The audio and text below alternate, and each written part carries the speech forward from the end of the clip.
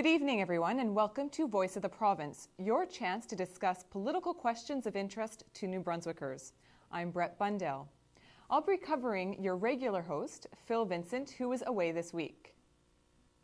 Before the end of 2008, Ombudsman and Child of Youth Advocate Bernard Richard released his report card on the state of the children. What rating did the government get? Richard didn't give any A's in his report. He pointed out the areas where the government needs to exert more efforts to meet the needs of youth. As always, we welcome your thoughts on the matter. Please give us a call at the number on the screen, but remember, we cannot discuss personal cases on the show.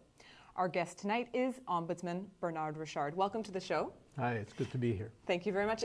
Just to start, I wanted to ask you if you could tell me a bit about your State of the Province's Children and Youth Report Card that came out in November. Well, it's a new initiating and addressing some of those issues. Now, your lowest rating you gave to post-secondary education, you gave them a C-. Can you tell me why it was such a low rating? And getting out of university without being burdened by a debt that's too heavy for them.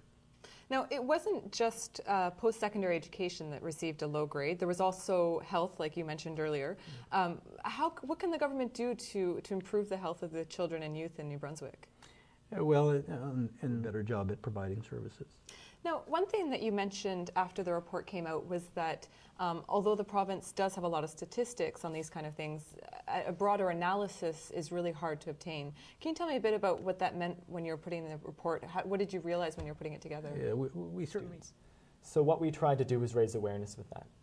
So now these postcards were sent to the Premier's office. Yes. What sort of response have you heard from the government? The Premier's office contacted us shortly after they received them and said That the government does have a responsibility, and my conclusion 3 years ago.